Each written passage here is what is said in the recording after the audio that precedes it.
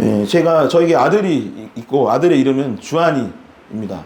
이 주한이가 태어나면서 주변에 있는 성도님들이나 친구, 지인들이 책을 많이 선물해 주셨어요. 뭐 보던 책 아니면 새로 책도 사주시고 했는데, 그래서 태어나서 저도 이제 아이를 잘 키우려고 책을 막 열심히 읽어줬었던 때가 있습니다. 예, 그런데 지금은 좀 덜 읽어주게 되기도 하였고, 또 주한이도 책보다는 요즘 뭐 좋아할까요? 예, 뭐 스마트폰이나 뭐 이런 걸로 게임하고 유튜브 보는 거를 좋아하다 보니까 요즘에는 조금 덜 읽는 것이 사실이지만, 책을 한참 읽을 때 읽어줬던 책 중에 제목이 무엇이 있었냐면 미운 뭘까요? 미운 예, 오리 새끼인 줄 알았어요. 근데 아기 오리라는 책이 있어요. 미운 아기 오리. 그래서 제가 이건 새로 나온 책인가 보다 하고 읽기 시작을 했는데, 내용은 무엇일까요?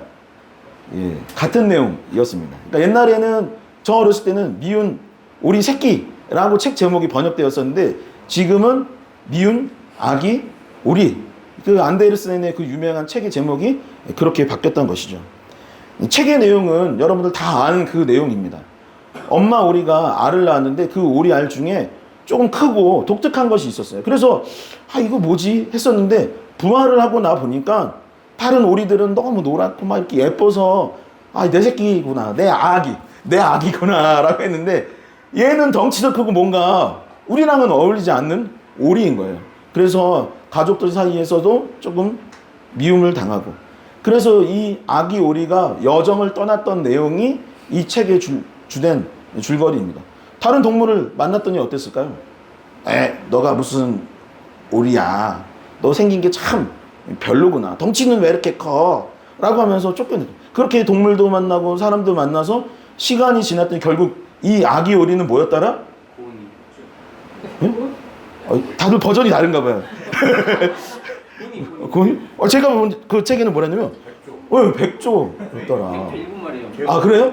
고니가 한국말인가요? 네, 역시 걸어다니는 위키백과. 네, 아무튼 너무나 크고 아름다운 고니. 고니는 저는 뭐 이렇게 명태 안에 있는 건 줄 알았는데, 하여튼 고니, 백조였다라는 것입니다. 저는 이 동화책을 다시 읽으면서 두 가지를 느꼈어요. 첫 번째는 뭐냐면, 정체성이 참 중요하구나라는 것이었습니다. 내가 누구이고 얼마나 중요한 존재인지, 그래서 사람들이 나를 어떻게 여기든 말든 나의 정체성을 잘 확립하고 내가 누구인지를 알고 사는 것이 참 중요하구나, 그 정체성의 중요성을 느끼게 되었고, 두 번째 느끼게 된 것은 뭐냐면, 책의 제목이 바뀐 것을 보면서 대상을 어떻게 인식하느냐가 참 중요하겠다라는 생각이 들었습니다. 이 동물이니까, 짐승이니까 새끼라고 가리키는 게 맞을 수도 있지만, 어린 아이들, 동화책이다 보니 제 생각에는 시대가 변하면서 그렇게 표현하는 것보다는 아기라고 표현하는 것이 더 맞겠다라고 아마도 이 출판사에도 생각을 바꿨던 것으로 보입니다. 여러분, 그러니 우리가 단어 하나, 표현 하나를 이야기하고 표현할 때 그것을 신중하게, 그리고 이왕이면 정중하게 단어 선택을 참 잘 해야겠다. 이게 고니인지 백조인지 이런 것도 잘 해야겠다라는 생각을 하게 되었던 것이죠. 오래전 읽은 동화책 하나가 깊은 생각에 빠질 수 있도록 도와주었습니다. 성도 여러분, 여러분들은 나 자신에 대해서 어떻게 생각하고 계십니까? 어떤 정체성을 갖고 계신가요? 아니면 여러분들의 직장이나 교회에서나 아니면 가정에서 여러분들은 누구로 인식이 되고 있습니까? 미운 아기 오리에게 놀라운 가능성이 있어서 백조로 인식되었던 그 사건이 놀라운 변화의 계기가 되었던 것처럼, 자기 자신, 그리고 주변에서 우리를 어떻게 인식하고 스스로 정체성을 어떻게 여기는지를 잘 돌아볼 수 있는 이 주일이 되었으면 참 좋겠습니다. 우리는 에베소서를 나누며 지난 2주 동안 교회의 정체성에 관한 이야기를 함께 나눴습니다. 세상은 교회를 어떻게 인식하는지, 그리고 하나님께서는 교회의 정체성이 무엇이라고 하는지를 함께 나눴던 것이죠. 그래서 첫 번째 주에 우리가 나눴던 내용은 뭐냐면, 교회의 머리는 누구신가? 누구라고 했죠? 예수 그리스도라는 것을 우리가 함께 나눴습니다. 우리는 흔히 담임 목사님이 머리가 아닐까? 아니면 장로님인가? 권사님인가? 집사님인가? 아니면 교회에 어떤 영향력 있는 사람이 머리가 아닐까 생각을 하지만 성경은 분명히 무엇이라고 얘기하냐면 교회의 머리는 예수 그리스도이시니 그분의 명령을 따라서 움직이는 지체, 몸이 바로 저와 여러분들이니 그 머리에 순종하며 살아야 한다. 이 말씀을 따르는 것이 교회다라는 것을 함께 나눴던 것이죠. 두 번째 주에 나눴던 것은 무엇입니까? 예수 그리스도께서 십자가로 말미암아 우리를 화평케 하여 주셨고 우리 역시 화평을 이루는 피스메이커, 화평케 하는 자라고 했습니다. 그는 우리의 화평이신지라 둘로 하나를 만드사 원수된 것 그 중간에 막힌 담을 자기 육체로 하신 분, 십자가로 인하여서 하나님과 우리가 단절되었는데 다리를 놓아주시고 사람과 사람의 사이에 다리를 놓아주신 화평케 하는 자가 예수 그리스도이시니 저와 여러분들도 그것을 본받아 피스메이커의 삶을 살아가는 것이 바로 교회다라는 이야기를 나눴습니다. 그리고 에베소서 3장은 1, 2장에 이어서 계속해서 교회가 무엇이요? 교회의 정체성은 무엇인지, 그리고 그 안에 있는 우리는 누구이고 어떻게 신앙생활을 해야 하는지를 계속해서 이야기하고 있는 것입니다. 그렇다면 교회된 우리를 향해 에베소서는 우리의 정체성을 무엇이라고 이어서 설명하고 있을까요? 교회에 속한 우리는 어떤 정체성을 갖고 어떤 마음과 생각을 갖고 이 시대를 살아가고 가정을 이루고 직장생활을 하고 삶을 살아가야 하겠습니까? 에베소서 3장은 첫 번째, 우리가 하나님의 일꾼이다라고 선포하고 있습니다. 저와 여러분들이 하나님의 일들을 감당하는 아주 특별한 존재다라고 설명하고 있는 것이죠. 제가 대학 시절에 이 신약학 수업을 듣는데 여러분 보통 어떻습니까? 수업 들으면서 감동해서 눈물 흘린 적 있나요? 별로 없죠. 신학교에서는 수업 듣다가 감동해서 우는 경우들이 가끔 있습니다. 왜냐하면 또 교수님들 대부분이 또 전직 목사님들이에요. 그러니까 말을 또 너무 잘하시고 설명을 잘해주셔.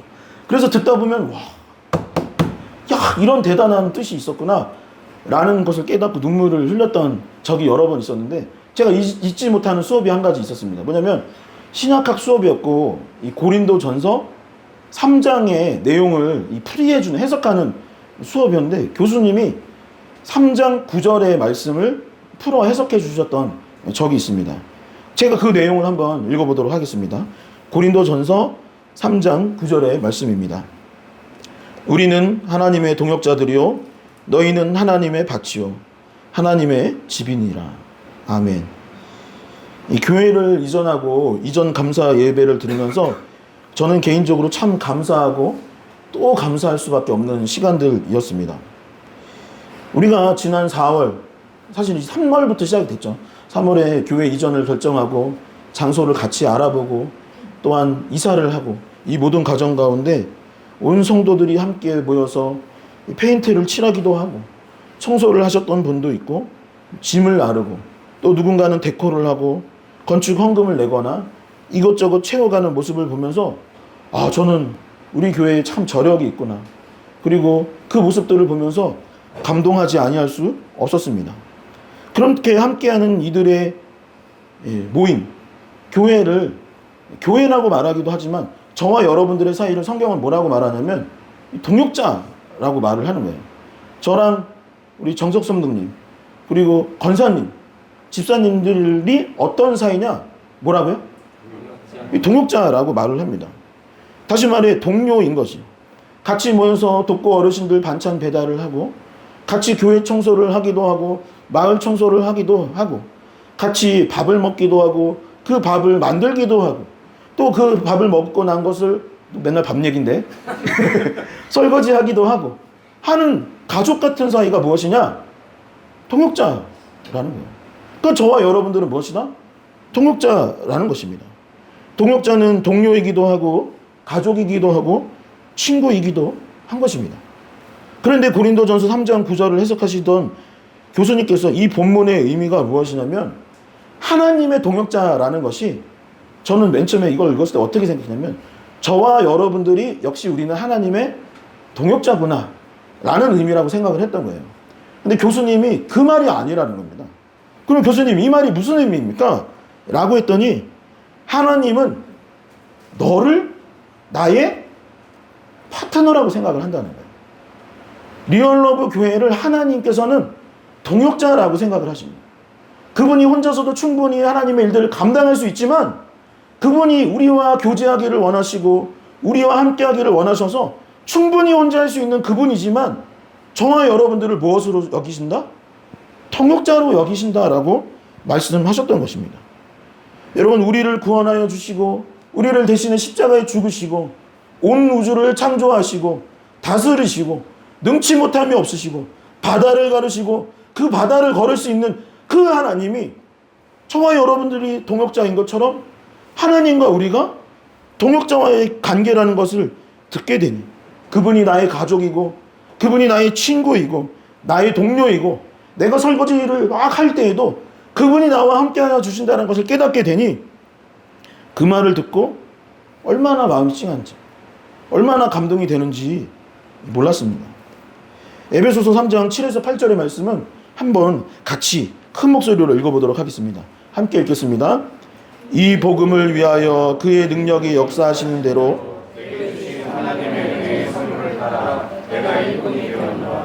모든 성도 중에 지극히 작은 자보다 더 작은 나에게 이 은혜를 주신 것은 측량할 수 없는 그리스도의 풍성을 전하게 하시고. 아멘. 이 사도 바울은 8장에서 자기 자신에 대해서 뭐라고 됐냐면 나는 사도잖아요. 교회 지도자인데요. 가장 어찌 보면 서열을 매긴다면 하나님 다음으로 높은 당시 초대교회 지도자입니다. 근데 사도 바울이 뭐냐면 지극히 모든 작은 자, 성도 중에서도 작은 자가 있다면 그 작은 자보다 더 작은 자가 바로 나라. 한번 같이 고백해 볼게요. 나는 모든 성도 중에 지극히 작은 자보다 더 작은 자입니다. 그렇죠. 사도 바울이 스스로를 어떻게 인식했냐면 나는 높은 사람이야. 나는 사도야. 내가 리더야. 이렇게 한 것이 아니라 나는 지극히 작은 자 중에서도 가장 작은 자야. 나는 가장 작은 자야 라고 지금 고백을 하고 있는 거예요. 최근에 얼마 전부터 큐티 내용이 이제 디모데 전서로 시편이 끝나고 디모데 전서로 넘어가겠는데 이 디모데 전서 1장에서 바울은 뭐라고 했습니까? 나는 비방자요, 박해자요, 폭행자다라고 했어요. 그리고 나는 죄인 중에 괴수다라고 했어요. 교회에서 누가 가장 큰 사람이냐? 우리가 생각했을 때는 막 높이고 자신을 뭘 알리려고 하는 사람이 큰 사람인 것 같지만 사도 바울과 같이 자기 자신의 연약함을 깨닫고 나의 죄를 깨닫고 나의 자극히 작은 자 중에서도 가장 작은 그런 겸손한 존재라고 인식하는 사람이 바로 하나님께 쓰임받을 수 있는 사람인데 이 바울이 자기 자신의 죄를 철저히 회개하고 지금 자신을 낮추고 있는 것입니다.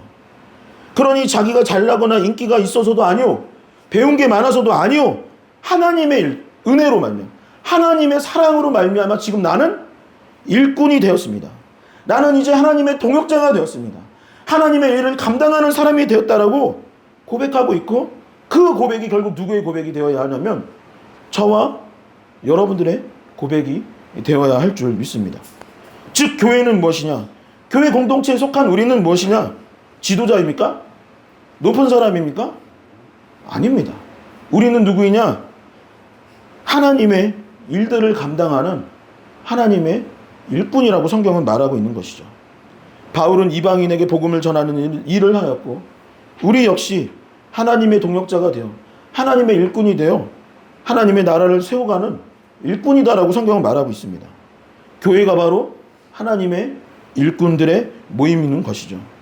사랑하는 성도 여러분, 우리가 자격이 없음에도 하나님의 일들을 감당하며 하나님과 동역할 수 있다는 것에 은혜를 누릴 수 있기를 간절히 소망합니다. 우리가 자격이 없음에도 불구하고 이 자리에 있고 이 자리에 모여서 하나님의 일들을 감당할 수 있는 거룩한 사명을 맡은 자임을 믿으시기 바랍니다. 그래야 해서 함께 하나님의 나라를 세워가고 믿지 아니하는 영혼들을 구원할 수 있는 일에 쓰임받을 수 있는 일꾼이 될 수 있기를 다시 한번 주님의 이름으로 간절히 축원드립니다. 두 번째, 에베소서 3장은 하나님께서 교회를 통해 일하신다라고 기록하고 있습니다. 우리 각 사람은 하나님의 일꾼이요, 교회는 그 일꾼들의 공동체인데 하나님께서 교회를 통하여서 일하신다라고 말씀하고 있는 것이죠. 9에서 10절의 말씀을 함께 봉독해 보도록 하겠습니다. 함께 읽겠습니다. 영원부터 만물을 창조하신 하나님 속에 감춰졌던 비밀의 경륜이 어떠한 것을 드러내게 하려 하심이라. 이는 이제 교회로 말미암아 하늘에 있는 통치자들과 권세자들에게 하나님의 각종 지혜를 알게 하심이라. 아멘.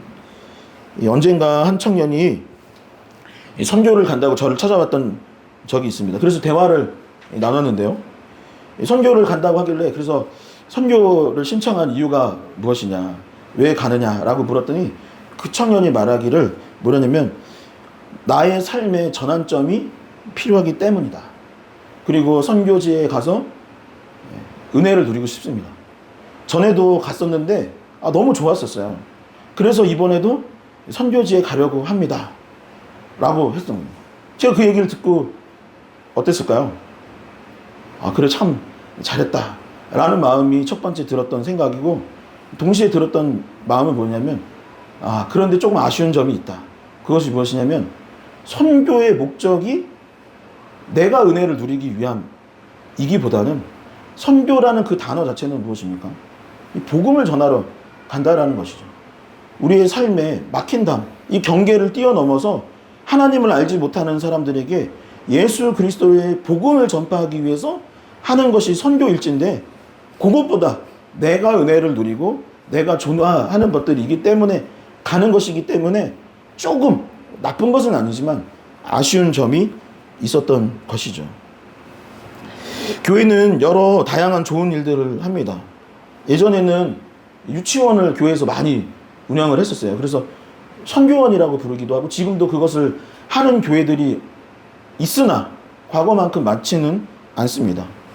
학교를 운영하기도 하고 복지관을 운영하던 때도 있었습니다. 지금도 하지만 예전만큼 많이 하지는 않아요.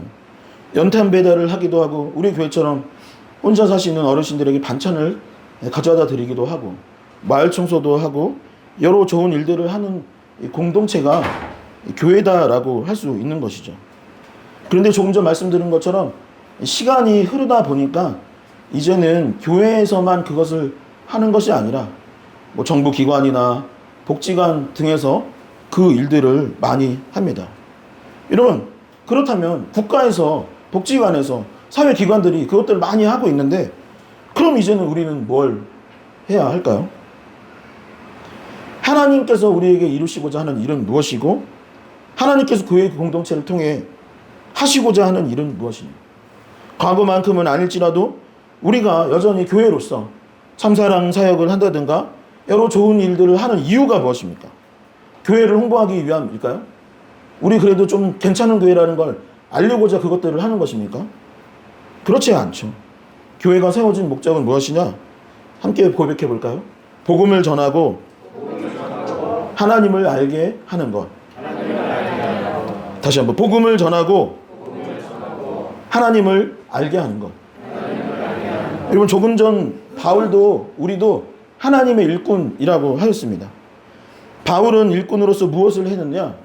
성경을 가지신 분들은 6절을 한번 보시면 이방인에게 복음을 전하는 나는 일꾼이다. 그러니까 내가 하는 일은 무엇이냐?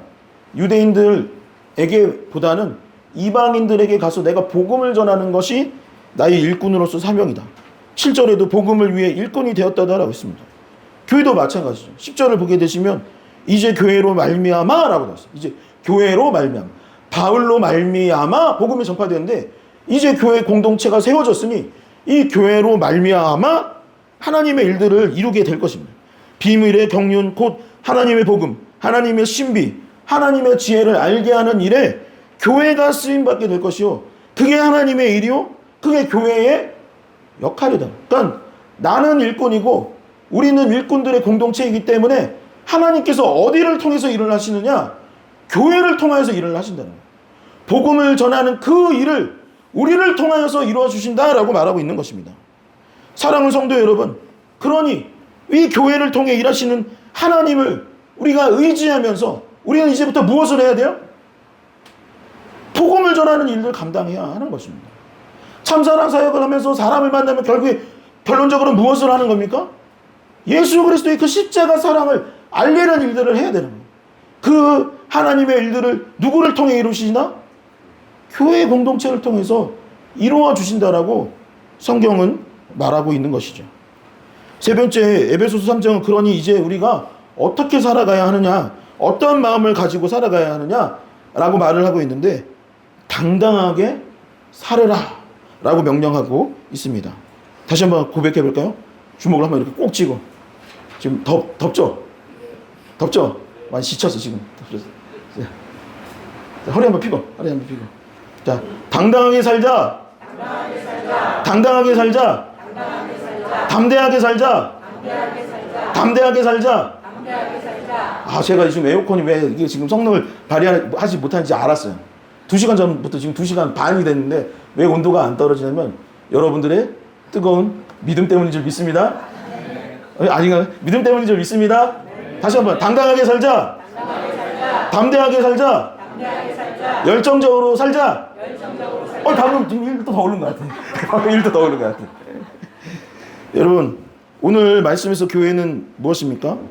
다시 정리하자면 사도 바울도 일꾼이요, 우리도 일꾼입니다. 하나님은 누구이십니까? 온 우주를 창조하신 분이에요. 그리고 여전히 온 우주를 다스리시는 분이십니다. 세상에 그 누구와도 비교할 수 없는 분이 바로 우리 하나님이십니다. 그런데 우리는 하나님의 일꾼이고 저와 여러분들은 그 하나님의 동역자예요. 하나님은 혼자 충분히 일하실 수 있지만 우리와 더불어 친구가 되시고 함께하여 주시고 가족이 되시고 친구가 되어주셔서 늘 우리와 함께하여 주시는 거예요. 그리고 이 교회 공동체를 통하여서 우리는 개척교회인데, 우리는 작은데 우리가 뭔가를 할 수 있을까 싶은 마음이 들지 모르지만 하나님께서는 우리를 통해서 일하신다니까요. 여러분을 통해서 하나님은 일하십니다. 그 전능의 하나님이 저와 여러분들 통해서 일하신다니까요. 여러분, 그러니 우리가 어떤 마음을 품어야겠습니까? 특별히 우리가 복음을 담당하는 사람들인데 우리가 어떤 마음을 가지고 살아가겠어요? 성경은 다음과 같이 이야기하고 있습니다. 11에서 13절의 말씀입니다. 곧 영원부터 우리 주 그리스도 예수 안에서 예정하신 뜻대로 하신 것이라 우리가 그 안에서 그를 믿음으로 말미암아 담대함과 확신을 가지고 하나님께 나아감을 얻느니라. 그러므로 너희에게 구하노니 너희를 위한 나의 여러 환난에 대하여 낙심하지 말라. 이는 너희의 영광이니라. 아멘. 여러분, 이 일이 갑자기 이루어진 게 아닙니다. 지금 우리가 이렇게 모인 것이 우연히 이루어진 것이 아니에요. 성경은 뭐라 말합니까? 이 자리에 있는 것도, 우리가 공동체를 이루고 이 예배드리는 이 이유도 하나님께서 오래전부터 예정하시고 계획하셨던 그 뜻 안에서 이루어진 거라고 말을 하고 있는 거예요. 그리고 우리는 무엇을 하는 사람들이냐? 십자가 복음을 전할 수 있는 사명을 가진 하나님의 일꾼들입니다. 성경은 말합니다. 그러니 담대함과 확신을 갖고 살아라. 여러 환난이 있어도 낙심하지 말라. 담대함을 번역한 파레시아라는 이 헬라어는 두려움 없이 말하다, 두려움 없이 행하다라는 뜻을 갖고 있습니다. 확신을 가지고 당당하게 이 세상과 맞서 싸우며 살아가는 것이 바로 그리스도인이라는 것이죠. 우리가 정말 교회답게 그리스도인답게 살아간다면 우리는 분명 하나님의 일꾼이 되고 하나님께서 우리를 통하여 일하여 주실 것입니다. 그러니 여러분, 왜 두렵고 왜 걱정을 합니까? 여러분, 지금 상황을 놓고 왜 두렵고 왜 걱정을 하며 살아가야 합니까? 이까지 더위가 무엇이라고 우리가 낭망해하고 쓰러지고 이 일 때문에 짜증을 내며 힘들어해야 하는 것입니까? 그 일이 무엇이라고 우리가 낭망해하며 어둠 가운데 좌절하며 살아가야 하는 것입니까? 하나님께서 우리를 일꾼으로 삼아주셨고 교회를 통해 일하여 주셨고 너는 나의 동역자다, 너는 나와 함께 할 것이다, 내가 너와 함께 할 것이다 라고 이야기하시는데 우리가 두려워하고 무엇을 할 것이 무엇이겠습니까? 우리도 진짜 그리스도인, 진짜 교회가 되기를 소망합니다. 그래서 담대하게 당당하게 살아갈 수 있기를 주님의 이름으로 간절히 축원합니다. 그렇게 멋진 그리스도인으로 살아갈 수 있기를 다시 한번 간절히 축원드립니다. 이 말씀을 정리하도록 하겠습니다. 지난주였죠. 이전 감사 예배 드린 후에 동네의 분위기가 좀 많이 달라졌어요. 주중에 오신 분들은 아실 테지만 건물주 사장님 내외분이 원래 우리한테 굉장히 잘해주세요. 그 막 이전 예배 때도 떡도 갖다 드리고 이 마당 청소, 물 청소 계속 매일 하는, 비 오는 날도 물 청소 하시는 것 같아요. 너무 잘해주세요. 근데 이번 주에는 또 교회 오셔서 내가 몰랐는데 이 리얼러브 교회가 참 덕망이 있는 교회인 것 같아요. 교회 다니시는 분들 아니에요. 난 이런 교회인지 몰랐다. 손님들도 많이 오고 다들 축하하고 지금 막 거의 교회 지난주 주일에 마비된 거 알죠? 도로가 뭐 임영웅이 온 것 같다. 지금 막 BTS 온 것 같다. 막 할 정도로 막 교회 막 주변에 도로가 마비될 정도로 많은 분들이 와서 참 덕망이 있는 교회다 라고 칭찬을 하시다 가셨습니다. 길을 지나가는데 요즘에는 이번 주 특이한 건 모르는 분이 먼저 인사를 하는 거예요. 목사님 안녕하세요 막 그러는 거예요. 그래서 예, 누구신지 잘 모르니까 저는 막 덕분에 잘 먹었어요 그러는 거예요. 덕분에 뭐 드셨죠? 했더니 그죠? 지난주 토요일 날 권사님들이 막 그 더위에 땀 삐질삐질 흘리면서 떡을 돌렸는데 그 마을 주민들이 그걸 보고 감동을 하신 거예요. 요즘에 누가 떡 돌려? 요즘에 뭐 가게들도 안 돌리는데 이 개척교회가 떡 돌리네? 라고 하면서 다들 감동했고 너무 잘 먹었다라고 인사를 해 주셨던 것입니다. 어떤 분은 교회 이렇게 이전 예배 드리는 거 보고서는 유튜브랑 네이버를 검색했대요. 그랬더니 교회가 이렇게 어르신들 더운데 반찬도 갖다 드리고 마을 청소도 하는 것을 보면서 좋은 교회가 그러면서 이러대. 여기 원래 술집이었던 거 알죠? 막 그러면서. 예. 저 카페 겸 술집 아니었나 했더니 주로 술 팔았어. 근데 술집이 있었을 때보다 교회가 와서 너무 잘 된 것 같아요. 너무 좋습니다. 나중에 한번 와보겠습니다. 라고 이야기했던 기억이 납니다. 요즘 뭐 옛날에 유럽에서 그런 얘기 많이 있었죠. 이제 교회가 쇠퇴해서 술집이 되었다. 라고 하고 우리나라도 요즘에 교회 사서 술집 하는 데들이 많은데 저희는 반대로 술집을 임대해가지고 교회를 하고 있는 것에 참 이게 하나님의 은혜가 참 대단하다. 역시 우리는 하나님의 일꾼이고 이 교회를 통하여 일하시는구나. 이런 생각을 가졌던 것이죠. 여러분 교회는 하나님의 일꾼이고 기억하실 거예요. 지난 날을 돌이켜보면 하나님은 늘 우리를 통해 일하셨습니다. 사실 우리 별 볼 일 없는 사람들이잖아요. 세상에서 봤을 때 저런 존재가 뭐 그냥 무명의 교회예요. 무명의 사람들 아닙니까? 그런데 돌이켜보면 하나님은 늘 우리를 통해 일하셨습니다. 보잘것없는 마리아를 통해서 그리고 그의 남편 요셉을 통하여서 말구유를 통하여서 하나님은 일하셨습니다. 보잘것없는 어부들을 통하여서 우리 또 인천 사는데 그냥 해변에서 별 볼 일 없이 살아가는 그 사람들을 통하여서 하나님은 일을 하셨습니다. 알고 봤더니 별 볼 일 없는 사람들 아니었던 것입니다. 알고 봤더니 그 사람들이 바로 하나님의 일꾼들이었습니다.